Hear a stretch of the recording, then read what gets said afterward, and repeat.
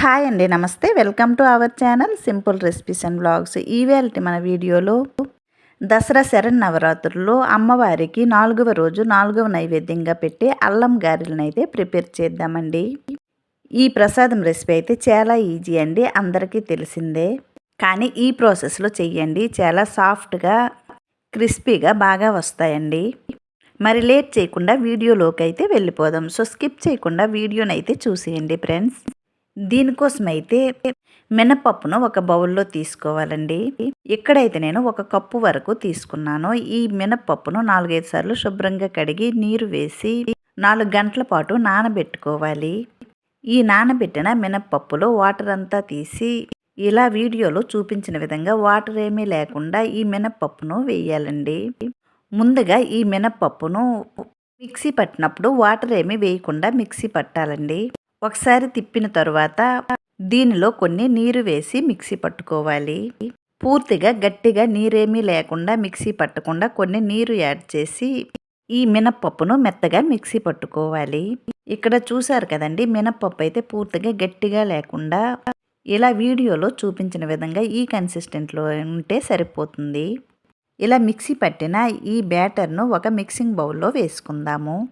తరువాత దీనిలో టేస్ట్కి సరిపడా ఉప్పు, అలాగే 1 స్పూన్ వరకు అల్లం తురుమును వేయాలండి. అల్లం కొద్దిగా ఎక్కువగా వేస్తేనే బాగుంటుంది. తరువాత దీనిలో చిన్న చిన్న ముక్కలుగా కట్ చేసిన పచ్చిమిర్చి, అలాగే కరివేపాకును వేయాలి. ఈ పచ్చిమిర్చి కరివేపాకు ఎంత వీలైతే అంత చిన్న చిన్న ముక్కలుగా చేయాలండి. తరువాత దీనిలో 1 స్పూన్ వరకు జీలకర్రను వేసి ఈ బ్యాటర్ను బాగా కలుపుకోవాలి. ఇలా బ్యాటర్ను బాగా కలుపుకోవడం వలన ఈ గారెలు అయితే బాగా క్రిస్పీగా వస్తాయండి. ఇప్పుడైతే గారెలు వేయటానికి బ్యాటర్ అయితే రెడీ అయ్యిందండి. చాలామంది గారెలను పూర్తిగా వాటర్ ఏమీ లేకుండా గట్టిగా మిక్సీ పట్టుకుంటారండి.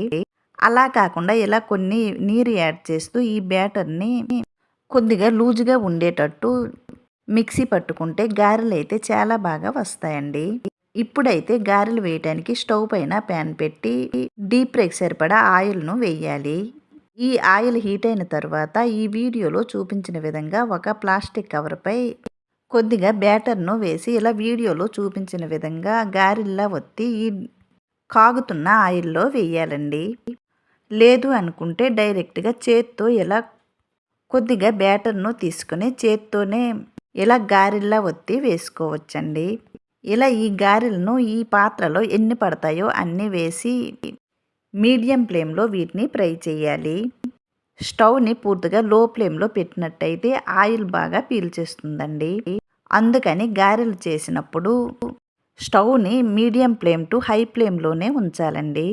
ఇలా చూడండి, గారెలు ఒకవైపు కలర్ మారిన తరువాత రెండో వైపుకు టర్న్ చేసి ఈ గారెలు మంచి కలర్ వచ్చేంత వరకు డీప్ ఫ్రై చేయాలి. చూడండి, ఈ కలర్ వస్తే సరిపోతుందండి. ఇప్పుడు ఈ గారెలను అయితే ఒక పేపర్ కానీ లేదంటే టిష్యూ పేపర్ ఉన్న ప్లేట్లోకి తీసుకుందాము. ఇలా మిగతా బ్యాటర్ అంతటిని గారెల్లా ఒత్తి డీప్ ఫ్రై చేయాలండి. పూజలప్పుడు ఎక్కువగా హడావిడి లేకుండా మినపప్పును ముందుగానే నానబెట్టుకుంటే నిమిషాల్లో ఈ ప్రసాదం అయితే రెడీ అయిపోతుందండి.